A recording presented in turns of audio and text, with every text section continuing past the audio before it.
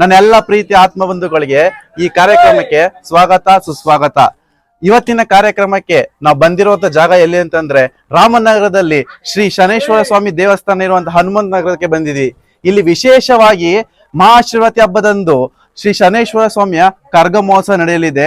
ಈ ಕರ್ಗ ಮಹೋತ್ಸವದ ಬಗ್ಗೆ ಹೆಚ್ಚಿನ ಮಾಹಿತಿ ನಾವು ತಿಳಿದುಕೊಳ್ಳಲು ಈ ಶನೇಶ್ವರ ಸ್ವಾಮಿ ದೇವಸ್ಥಾನದ ಕರ್ಗದರಾಗಿರುವಂತಹ ಶ್ರೀ ನಾರಾಯಣ ಸ್ವಾಮಿ ಮೂರ್ತಿಗಳನ್ನು ಮಾತಾಡ್ಸೋಣ ಬನ್ನಿ. ಸರ್, ನಮ್ಮ ಚಾನಲ್ಗೆ ನಿಮ್ಗೆ ಆತ್ಮೀಯ ಸ್ವಾಗತ ಸುಸ್ವಾಗತ. ಸರ್, ಈ ಕರ್ಗದ ಎಷ್ಟು ವರ್ಷ ನೀವು ಕರ್ಗ ಹೊರ್ತಾ ಇದ್ದೀರಾ? ಇಲ್ಲಿ ನಾವು 2005ರಿಂದ ಬರ್ತಾ ಇದೀವಿ. 2005ರಿಂದ ಹೋಗ್ತೀವಿ. ಈ ದೇವಸ್ಥಾನ ಹಿನ್ನೆಲೆ ಬಗ್ಗೆ ಸ್ವಲ್ಪ ಮಾಹಿತಿ ಹೇಳಕ್ಕಾಗತ್ತಾ?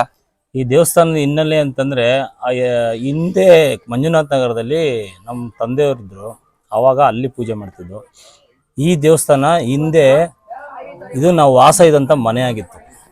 ಇಲ್ಲಿ ದೇವಸ್ಥಾನ 2009 ನಮ್ಮ ತಂದೆ ಎಕ್ಸ್ಪೈರ್ ಆದರು. 2009 ಎಕ್ಸ್ಪೈರ್ ಆದ ನಂತರ ಅಲ್ಲಿವರೆಗೂ ನಾವು ಮಂಜುನಾಥ ನಗರ ಶನಿಮಹಾತ್ಮನ ದೇವಸ್ಥಾನದಲ್ಲಿ ಪೂಜೆ ನಡೆಸ್ತಾ ಹೋಗ್ತಿದ್ದೆ. ನಮ್ಮ ತಂದೆ ಆವಾಗ ಎಕ್ಸ್ಪೈರ್ ಆದ್ಮೇಲೆ ಅದ್ರ ಮಧ್ಯೆ ಒಂದು 4 ವರ್ಷ ನಾವು ಪೂಜೆ ಸ್ಟಾಪ್ ಮಾಡಿದ್ವು. ಏನು ಕಾರಣ ಏನಪ್ಪ ಅಂತಂದರೆ, ತಂದೆಯವ್ರು ಎಕ್ಸ್ಪೈರ್ ಆದರು ಅಂತ ಹೇಳ್ಬಿಟ್ಟು 1 ವರ್ಷ ಪೂಜೆ ಮಾಡಬಾರ್ದು ಅಂತ ಜಾತಕದಲ್ಲಿ ಬಂತು. ಹಾಗಾಗಿ ನಾವು ನಿಲ್ಲಿಸ್ತು. ಅದಕ್ಕೋಸ್ಕರ ಏನು ಮಾಡೋದು, ಗ್ರಾಮದವರು ಊರಿನವರೆಲ್ಲ ಸೇರಿ ಬೇರೆ ಅರ್ಚಕರನ್ನ ತಂದು ಅಲರ್ಟ್ ಮಾಡಿ ಅಲ್ಲಿ ಪೂಜೆ ಪ್ರಾರಂಭ ಮಾಡಿದ್ವು. ಅವಾಗೂ ಸಹ ನಮಗೆ ಒತ್ತಡ ಮಾಡಿದ್ರು ಪೂಜೆ ಮಾಡಲೇಬೇಕು ಅಂತ. ಆಗ ಇವಾಗ ನಮ್ಮ ತಂದೆಯವ್ರದ್ದು ಈಗ ಆಯಿತು, ಈ ಥರ ಬಂತು ಅಂತೇಳಿ ಇವಾಗ ನಾವು ಸಂಪ್ರದಾಯ ಮತ್ತು ಏನು ಪಂಚಾಂಗ ಅನ್ನೋದು ನಾವು ನಂಬಲೇಬೇಕಲ್ವಾ. ಖಂಡಿತವಾಗಿ. ಅದಕ್ಕೋಸ್ಕರ ನಾವು ನಿಲ್ಲಿಸಿದ್ವಿ. 2009 ಸ್ಟಾಪ್ ಮಾಡಿದ್ವು. 2009 ನಾವು ಪೂಜೆ ಆ ದೇವಸ್ಥಾನ ಸ್ಟಾಪ್ ಮಾಡೋದು ವಿಚಾರ 3 ವರ್ಷ ಗ್ಯಾಪ್. 2011 ಇದೇ ದೇವಸ್ಥಾನ ನಾವು ವಾಸ ಇದ್ದು ಮನೆ, ನಾವು ಹುಟ್ಟಿದ್ದು ಬೆಳೆದಿದ್ದು ಎಲ್ಲ ಇಲ್ಲೇ ಈ ಸ್ಥಳದಲ್ಲಿ. 2011 ಈ ಶನೇಶ್ವರ ಸ್ವಾಮಿಯ ತಾಯಿಯವರಾದ ಛಾಯಾ ಮಾತೆ ಅಂದ್ರೆ ತಾರೆ ಮರ ಅಂತ ಕರಿತೀವಿ. ಇವರು ಅವ್ರ ತಾಯಿ,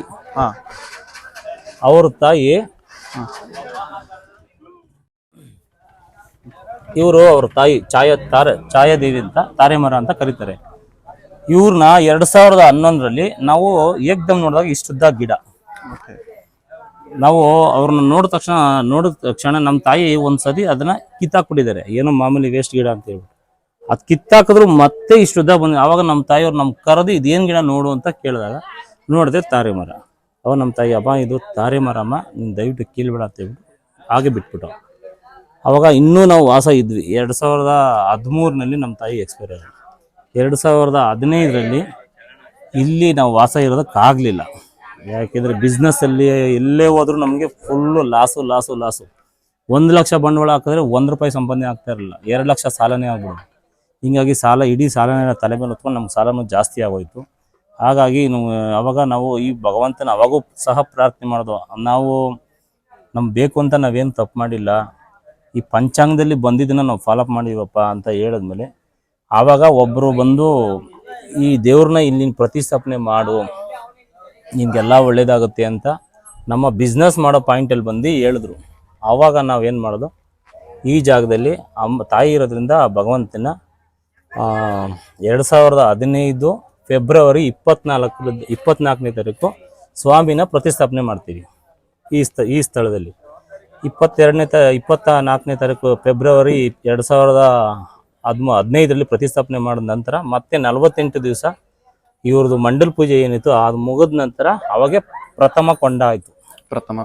ಪ್ರಥಮ ಕೊಂಡ ಅಂದಿನಿಂದ ಇವತ್ತುವರೆಗೂ ಎಲ್ಲ ಭಕ್ತಾದಿಗಳು, ಸ್ನೇಹಿತರು, ಅಕ್ಕಪಕ್ಕದವರು, ನಮ್ಮ ಇಡೀ ಗ್ರಾಮದವರು, ರಾಮನಗರ ಎಲ್ಲ ತುಂಬ ಸಪೋರ್ಟ್ ಆಗಿ ಈ ದೇವಸ್ಥಾನನ ಬೆಳೆಸ್ಕೊಂಡು ಹೋಗ್ತಾ ಇದ್ದಾರೆ. ಇವತ್ತವರೆಗೂ ಯಾವುದೇ ರೀತಿಯೂ ಕೊರತೆ ಇಲ್ಲ. ಈ ಭಗವಂತಂದು ಒಂದು ನಂಬಿಕೆ ಏನಪ್ಪ ಅಂತಂದರೆ, ಕೊಂಡ ಆದಾಗ ಅವರ ಬೇಡಿಕೆಗಳು ಕಷ್ಟ ಏನೋ ಅವ್ರ ಪರ್ಸ್ನಲ್ ಪ್ರಾಬ್ಲಮ್ ಇರ್ಬೋದು, ಅಥವಾ ಅವರ ಮೈನಲ್ಲಿ ಏನೋ ಮಚ್ಚೆ ಇರ್ಬೋದು, ಅಥವಾ ಗಾಯ ಇರ್ಬೋದು, ಅಥವಾ ಗುಳ್ಳೆಗಳಿರ್ಬೋದು, ಏನೇ ಇದ್ರೂ ಅರ್ಸ್ಕೊಂಡು ಅವರು ಆ ಕೊಂಡ ಆಗಿದ ನಂತರ ಕೊಂಡದ ಹೆಜ್ಜೆ ಇರುತ್ತಲ್ಲ, ಆ ಹೆಜ್ಜೆ ಮೇಲೆ ಉಪ್ಪು, ಎಳ್ಳು, ಯಾಲಕ್ಕಿ, ಹಳ್ಳು ಈ 4 ಪದಾರ್ಥನ 4 ಕಾಳು ಶಾಸ್ತ್ರಕ್ಕೆ ಆ ಹೆಜ್ಜೆ ಮೇಲೆ ಹಾಕಿದ್ದೆ ಆದರೆ ಅವರ ಕಷ್ಟಗಳು ಏನೇ ಇದ್ರೂ ಅವರ ಏನು ಪ್ರಾರ್ಥನೆ ಮಾಡ್ಕೊಂಡು ಅದ್ರ ಮೇಲೆ ಹಾಕ್ತಾರೋ ಅದು 100% ಭಾಗ ಅದು ನಿವಾರಣೆ ಆಗುತ್ತೆ. ಆ ಸಂಪ್ರದಾಯ ಈ ದೇವಸ್ಥಾನದಲ್ಲಿದೆ. ಓಕೆ, ನೀವ್ ಹೇಳಿದ್ರಿ ಆಲ್ರೆಡಿ ಕರ್ಗನ ನಾವು ಇಷ್ಟು ವರ್ಷದ ಹೊರ್ಕತಾ ಬಂದಂದು. ಕರ್ಗ ಓರ್ಬೇಕಾರ ಈ ಕರ್ಗ ಓರ್ ಕೆಲವೊಂದು ಪದ್ಧತಿಗಳೇನತ್ತ ಅದನ್ನ ಹೇಳ್ಬೋದಾ? ಈ ಕರ್ಗ ಹೊರೋದಕ್ಕೆ ಪದ್ಧತಿಗಳು ಒಂದೇ ಮಾತಿನಲ್ಲಿ ಹೇಳ್ಬೇಕು ಅಂತಂದ್ರೆ, ಇವರ ಕರ್ಗ ಹೊರಬೇಕು ಅಂತಂದ್ರೆ ಇವರ ಸೇವೆ ಮಾಡೋರೇ ಆಗಿರ್ಬೇಕು. ಖಂಡಿತ. ಸೇವೆ ಮಾಡೋರು ಅಂತಂದ್ರೆ ಇವರ ಸೇವೆ ಅಂತಂದ್ರೆ ಇವ್ರನ್ನ ಇವ್ರು ಪೂಜೆ ಮಾಡ್ತಾ ಇರೋಂಥ ಅರ್ಚಕರೇ ಹೊರೋಕ್ಕೆ ಸಾಧ್ಯ ಹೊರತು ಇನ್ನು ಬೇರೊಬ್ರು ಹೊರೋದಕ್ಕೆ ಸಾಧ್ಯ ಇಲ್ಲ. ಎರಡನೇ ವಿಚಾರ ಏನಪ್ಪಾ ಅಂತಂದ್ರೆ, ಅರ್ಚಕರ ಕರ್ತವ್ಯ ಏನು, ಇವಾಗ ಕಷ್ಟ ಅಂತ ದೇವಸ್ಥಾನಕ್ಕೆ ಬಂದವ್ರಿಗೆ ಅವ್ರಿಗೆ ಯಾವುದೇ ರೀತಿನೂ ಹಿಂಸೆ ಕೊಡ್ದಿರೋ ಹಾಗೆ, ಒಂದು ಎಕ್ಸಾಂಪಲ್, ಒಂದು ದೆವನೇ ಹಿಡಿತು, ಒಂದು ಭೂತನೇ ಹಿಡಿದಿತ್ತು, ಅವರು ಎಷ್ಟೋ ಕಡೆ ಹೋಗಿ ಲಕ್ಷಾಂತರ ರೂಪಾಯಿ ಅವ್ರು ಕಳ್ಕೊಂಡು ಲಾಸ್ಟ್ ಫೈನಲಲ್ಲಿ ನಾನು ಉಳಿತೀನೋ ಇಲ್ವೋ ಅನ್ನೋ ಮೂಮೆಂಟಿಗೆ ಬಂದ್ಬಿಟ್ಟು ಆವಾಗ ಇಲ್ಲಿ ಬಂದಿರ್ತಾರೆ. ಆವಾಗ ಅವ್ರಿಗೆ ಯಾವುದೇ ರೀತಿನೂ ನೋವು ಕೊಡಲ್ಲ, 1 ರೂಪಾಯಿ ಅವ್ರು ಖರ್ಚು ಮಾಡಲ್ಲ, ಅವ್ರ ಕೈಲಿ ಖರ್ಚು ಮಾಡಿಸಲ್ಲ, ಇಲ್ಲ ಒಂದು ಹೊಡೆಯೋದು ಬಡಿಯೋದು, ಈ ಕಲ್ಲು ಒರೆಸೋದು, ಕಪಾಲ್ ಕೊಡಿಯೋದು, ಏನೇನೋ ಮಾಡೋದು, ಈ ಥರ ಎಲ್ಲ ಚಿತ್ರಹಿಂಸೆ ಕೊಟ್ಟು ಆ ದುಷ್ಟಶಕ್ತಿಗಳನ್ನ ಬಿಡಿಸೋ ಅಂತ ಅಗತ್ಯ ಇಲ್ಲ. ಈ ದೇವಸ್ಥಾನದ ಒಳಗಡೆ ಅವೇನೋ ಕಾಲಿಡ್ತದೆ, ಒಂದ್ಸತಿ ಕಾಲಿಟ್ಬಿಟ್ಟಾದ್ರೆ ಮತ್ತೆ ಅವು ಹೊರಗಡೆ ಹೋಗಲ್ಲ. ಖಂಡಿತ. ಅವು ಒಳಗಡೆ ಬಂದಾದ್ಮೇಲೆ ಅವ್ರ ತಾಯಿ ಹತ್ರ ಅವ್ರನ್ನ ಹಿಡ್ದು ಬ್ಲಾಕ್ ಮಾಡ್ಬಿಡ್ತಾರೆ. ಈಗ ಆಲ್ರೆಡಿ ಆ ತಾಯಿ ಹತ್ರ ಎಷ್ಟು ಜನ ಇದಾರೋ ಗೊತ್ತಿಲ್ಲ, ಲೆಕ್ಕ ಇಲ್ಲ. ಅವ್ರು ಎಂಥ ಕ್ರಿಟಿಕಲ್ದೇ ದುಷ್ಟಶಕ್ತಿ ಇದ್ರು ಈ ತಾಯಿ ಹತ್ರ ಬ್ಲಾಕ್ ಆಗ್ಬಿಡ್ತಾವ. ಆ ತಾಯಿ ಮಗ ಇಬ್ರು ಸಪೋರ್ಟ್ ಮಾಡಿ ಆ ದುಷ್ಟಶಕ್ತಿಗಳನ್ನ ಬಂಧಿಸಿ ಅವ್ರನ್ನ ವಾಸಿ ಮಾಡಿ ಈಚೆ ಕಳಿಸ್ತಾರೆ. ಅವ್ರಿಗೆ ಯಾವುದೇ ರೀತಿನೂ ದುಡ್ಡು ಎಕ್ಸ್ಪೆಕ್ಟ್ ಮಾಡೋದಾಗ್ಲಿ, ಅಷ್ಟು ದುಡ್ಡು ಕೊಡಿ ಇಷ್ಟು ದುಡ್ಡು ಕೊಡಿ ಅನ್ನೋದು ಯಾವುದೇ ಎಕ್ಸ್ಪೆಕ್ಟು ಇಲ್ಲ. ಅವರ ಪ್ರೀತಿ, ಅವ್ರಿಗೆ ಒಳ್ಳೇದಾಯ್ತಾ ಬಂದು ಈ ಥರ ಹಬ್ಬ ಹುಣ್ಣಿಮೆ ನಡೆಯೋ ಟೈಮ್ನಲ್ಲಿ ಅವ್ರು ಬಂದು ಸೇವೆ ಮಾಡ್ಬೋದು, ಅಷ್ಟು ಮಾತ್ರ ಭಗವಂತನ ಆಜ್ಞೆ ಇಲ್ಲಿರೋದು. ಓಕೆ, ಮತ್ತೆ ನಾನು ಇಲ್ಲಿ ಬರ್ಬೇಕಾದ್ರೆ ಬೋರ್ಡ್ ನೋಡ್ತಾ ಬಂದೆ. ಇಲ್ಲಿ ಪ್ರತಿ ಅಮಾವಾಸ್ಯೆಗೆ ಮತ್ತೆ ಹುಣ್ಣಿಮೆ ಅಂತ ಹೋಮ ನಡೆಯುತ್ತೆ ಅಂತೆಲ್ಲ ಬೋರ್ಡ್ ಅಲ್ಲಿ ಹಾಕಿದ್ದವು. ಮತ್ತೆ ಕೆಲವೊಂದು ಇಲ್ಲಿ ಸ್ವಾಮಿಗೆ ಎಳ್ಳೆಣ್ಣೆ ಅಭಿಷೇಕ ನಡೆಯುತ್ತೆ ಅಂತಂದ್ರೆ ಅದ್ರ ಬಗ್ಗೆ ಸ್ವಲ್ಪ ಹೇಳಕ್ಕಾಗತ್ತಾ? ಎಳ್ಳಭಿಷೇಕ ಅಂತಂದ್ರೆ, ಎಳ್ಳೆಣ್ಣೆ ಅಭಿಷೇಕ ಅಂದ್ರೆ, ಆ ಎಣ್ಣೆ ಅಭಿಷೇಕದಲ್ಲಿ ವಿಶೇಷ ಏನಪ್ಪಾ ಅಂತಂದ್ರೆ, ಈಗ ಈಗಷ್ಟೇ ಹೇಳಿದ್ದೆ ನಾನು, ಅವ್ರ ಮೈನಲ್ಲಿ ಯಾವುದೇ ಒಂದು ರೋಗ ಇರ್ಬೋದು, ನೋವಿರ್ಬೋದು, ಜಾಯಿಂಟ್ ನೋವಿರ್ಬೋದು, ಮೂಳೆ ನೋವಿರ್ಬೋದು, ಕಾಲು ನೋವಿರ್ಬೋದು, ಒಬ್ರು ಕುಂಟ್ತಾ ಇರ್ತಾರೆ, ಅದನ್ನೆಲ್ಲ ನಿವಾರಣೆ ಆಗಲಿ ಅಂತೇಳಿ ಆ ಸ್ವಾಮಿಗೆ ಅವ್ರ ಕೈಯಿಂದ ಎಳ್ಳೆಣ್ಣೆ ತಂದು ಕೊಡ್ತಾರೆ. ಆವಾಗ ಅದನ್ನು ನಾವು ಪ್ರಾರ್ಥನೆ ಮಾಡಿ ಅಭಿಷೇಕ ಮಾಡಿದಾಗ ಅವ್ರಿಗೆ ಆ ಎಣ್ಣೆ ಮೂಲಕ ಅವ್ರಿಗೆ ಆ ನೋವು ನಿವಾರಣೆ ಆಗುತ್ತೆ. ಆ ನೋವು ನಿವಾರಣೆ ಆಗಬೇಕು ಅಂತಂದ್ರೆ ನಾವು ಏನೋ ಸೋಕಿಗೆ ಎಣ್ಣೆ ತಂದ್ಕೊಟ್ರು ಉಯ್ದ್ಬಿಟ್ಟು ಅನ್ನೋದ್ರಿಂದ ಅವ್ರಿಗೆ ನಿವಾರಣೆ ಆಗಲ್ಲ. ಹೇಗ್ ನಿವಾರಣೆ ಆಗುತ್ತಪ್ಪ, ಮತ್ತೆ ಹೇಗ್ ನಿವಾರಣೆ ಆಗುತ್ತೆ ಅಂತ ಕೇಳಿದಾಗ ಅದು ಅವರು ಆ ಭಗವಂತನ 100ಕ್ಕೆ 100 ಭಾಗ ನಂಬಿದ್ರೆ ಮಾತ್ರ ನಿವಾರಣೆ. ಏನೋ ಸ್ವಾಮಿಗಳು ಹೇಳಿದ್ರು ನಾವು ಕೊಟ್ಬಿಟ್ಟಿದೀವಿ ಇವಾಗ ಆಗ್ಬಿಡ್ತದೆ ಅಂದ್ರೆ ಖಂಡಿತ ಆಗಲ್ಲ.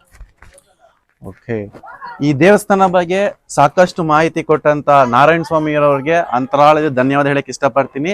ನೆನ್ನೆ ಬಂದು ನಾವು ಕೇಳ್ಕೊಂಡು ನಾರಾಯಣ ಸ್ವಾಮಿ ಅಣ್ಣ ಈ ತರ ಒಂದು ಹೊಸ ಯೂಟ್ಯೂಬ್ ಚಾನಲ್ ಓಪನ್ ಮಾಡಿದೀವಿ, ನಿಮ್ಮ ಒಂದು ಇಂಟರ್ವ್ಯೂ ತಗೊಂಡು ನಮ್ಮ ರಾಮನಗರದ ಹೆಮ್ಮೆನ ಪ್ರತಿಯೊಬ್ಬರು ಜನಕ್ಕೆ ತಿಳಿಸ್ಬೇಕು ಅಂತ ಹೇಳ್ಕೊಟ್ಟ ತಕ್ಷಣ ಅಣ್ಣ ತುಂಬ ಹೃದಯದಿಂದ ನಮ್ಮೂರು ಹುಡುಗರು ಕಣಪ್ಪ ನೀವು ಬೆಳಿಬೇಕು ಅಂತ ಸಪೋರ್ಟ್ ಮಾಡಿದ ನಾರಾಯಣ ಸ್ವಾಮಿ ಅವರಿಗೆ ಅಂತರಾಳದಿಂದ ಥ್ಯಾಂಕ್ ಯು ಸೋ ಮಚ್ ಅಣ್ಣ, ಧನ್ಯವಾದಗಳು. ಈಗ ನಮ್ಮ ದೇವಸ್ಥಾನ ಅರ್ಚಕರಾದಂತ ಶ್ರೀ ನಾರಾಯಣ ಮೂರ್ತಿ ಅಣ್ಣನವರು ಸಾಕಷ್ಟು ದೇವಸ್ಥಾನ ಮಾಹಿತಿಗಳು ಕೊಟ್ಟಿದ್ದಾರೆ. ಪ್ಲಸ್ ಇವಾಗ ನಾವು ಕೇಳಕ್ ಹೋಗೋಣ, ಈ ದೇವಸ್ಥಾನ ಭಕ್ತಾದಿಗಳು ಸಾಕಷ್ಟು ದೇವಸ್ಥಾನ ಶ್ರೀ ಸ್ವಾಮಿಯ ಸೇವೆ ಮಾಡಿ ಕೆಲವೊಂದು ಉಪಯೋಗಗಳನ್ನ ಪಡ್ಕೊಂಡಿದ್ದಾರೆ. ಅದ್ರ ಬಗ್ಗೆ ಈ ದೇವಸ್ಥಾನದ ಭಕ್ತಾದಿಗಳ ಹತ್ರ ಮಾತಾಡ್ಕೋ. ನಮಸ್ತೆ ಮೇಡಮ್, ಚಾನಲ್ಗೆ ನಿಮ್ಮ ಹೆಸರು ಮೇಡಮ್? ಮೈತ್ರಿ ಅಂತ. ಮೇಡಮ್, ಓಕೆ, ಯಾವಾಗ ಈ ದೇವಸ್ಥಾನಕ್ಕೆ ಬಂದ್ರೆ ಏನ್ ನಿಮ್ಗೆ ಒಳ್ಳೇದಾಗಿದೆ ಅಂತ ಹೇಳಕ್ಕಾಗುತ್ತಾ? ಹೌದು ಸರ್, ನಮ್ಗೆ ದೇವಸ್ಥಾನ ಇದೆ ಅಂತ ಅಂದ್ರೆ ನಮಗೆ 3 ವರ್ಷದ ಹಿಂದೆ ಬಂದು ನಂಗೆ ಟೋಟಲ್ 4 ಜನ ಮಕ್ಕಳ ದೊಡ್ಡ ಮಗಳು, ಅವಳಿಗೆ 11 ವರ್ಷ. ಸೆಕೆಂಡ್ ಬೇಬಿ ಬಂದು ಡೆತ್ ಆಯ್ತು. ನನಗೆ ಮಗು ಗ್ಯಾರಂಟಿ ಕೊಟ್ಟಿರ್ಲಿಲ್ಲ, ಪಾಪು ಡೆತ್ ಆಯ್ತು. ಸೊ 3ನೇ ಪಾಪು ಬಂದು ಅದು ಕೂಡ ಹಿಮೋಫಿಲಿಯಾ ಬೇಬಿ, ಅದು ಡಾಕ್ಟರ್ ಗ್ಯಾರಂಟಿ ಕೊಟ್ಟಿಲ್ಲ.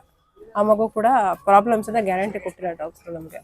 ಸೊ ನಮಗೆ ಮಗು ಮಾಡ್ಕೊಳ್ಳೋದೇ ಬೇಡ, ಸುಮ್ಮನೆ ನೊಂದು ಬಿಟ್ಟಿದ್ದೀವಿ ನಾವು, ಪಾಪು ಬೇಡ ಅಂತ ತುಂಬಾ ಕಷ್ಟಪಟ್ಟು. ಆಮೇಲೆ ತಿರ್ಗಾ ಇಲ್ಲಿ ಹಿಂಗೆ ಟೆಂಪಲಿಗೆ ಅಂತ ಬಂದು ಶ್ರೀನಿವಾಸಪುರ ದೇವಸ್ಥಾನ ಇದೆ ಅಂತ ಬಂದ್ವಿ. ಅವಾಗ ಬರೋ ಟೈಮಲ್ಲಿ ಇಲ್ಲಿ ಅಮ್ಮನ್ಗೆ ಹೇಳಿ ಸ್ವಾಮಿಗೆ ಇಬ್ರಿಗೂ ಬೇಡಿದ್ದೆ, ನನಗೊಂದು ಗಂಡು ಮಗು ಆಗ್ಲೇಬೇಕು ಅಂತ ಅಂದ್ಬಿಟ್ಟು ಇಲ್ಲಿ ರಥಗಳು ಸೇವೆಗಳು ಎಲ್ಲ ಮಾಡಿ ಕೊನೆಗೆ ಇಲ್ಲಿ ಕರ್ಗದಲ್ಲಿ ನಾನು ಸ್ವಾಮಿ ಹತ್ರ ಕೇಳ್ಕೊಂಡಿದ್ದೆ, ಶನೇಶ್ವರ ಸ್ವಾಮಿ ಹತ್ರ, ನನಗೆ ಗಂಡು ಮಗುನೇ ಬೇಕಪ್ಪ, ನನ್ನ ಗಂಡು ಮಗು ಆಗುತ್ತೆ ಅಂತಂತಂದ್ರೆ ನಾನು ನೆಕ್ಸ್ಟ್ ಕಂಟಿನ್ಯೂ ಮಾಡ್ತೀನಿ, ನಾನು ಬೇಡ, ನಾನು ಆಪರೇಷನ್ ಮಾಡಿಸ್ಕೊಳ್ತೀನಿ, ಮಗುನೇ ಬೇಡ ಅಂತ ನಾನು ಡಿಸೈಡ್ ಮಾಡಿದ್ದೆ. ಸೊ ಸ್ವಾಮಿ ನನಗೆ 2 years ಬ್ಯಾಕ್ ಹೇಳಿತ್ತು, ಇಲ್ಲ ನನ್ಗೆ ಆಗುತ್ತೆ ಕೊಟ್ಟೆ ಕೊಡ್ತೀನಿ, ನೆಕ್ಸ್ಟ್ ಒಂದು ಶಿವರಾತ್ರಿ ಹಬ್ಬದಷ್ಟಲ್ಲಿ ನಿನಗೆ ಗಂಡು ಮಗುನೇ ಆಗಿರುತ್ತೆ, ಆ ಪಾಪಗೆ ಕರ್ಕೊಂಡು ಬಂದೇ ಬರ್ತೀಯ ಇಲ್ಲಿ ನಮ್ಮ ಸನ್ನಿಧಿಗೆ ಅಂತ ಕೇಳಿದಕ್ಕೆ ಆದ್ರೆ ಹೆಂಗೆ ಆ ಸ್ವಾಮಿ ನಮ್ಗೆ ಅವತ್ತು ಹೆಂಗೆ ಮಾತು ಕೊಟ್ಟಿತ್ತು ಹಾಗೆ ಆಗಿತ್ತು. ಪಾಪಕ್ಕೆ ಬಂದು ನಾನು ಲಾಸ್ಟ್ ಇಯರ್ ಬಂದು 1.5 ತಿಂಗಳು ಪಾಪ ತಗೊಬಂದು ಪಾಪಕ್ಕೆ ಬಂದು okay ma'am, thank you so much madam, ಧನ್ಯವಾದಗಳು, ತುಂಬಾ ಧನ್ಯವಾದಗಳು.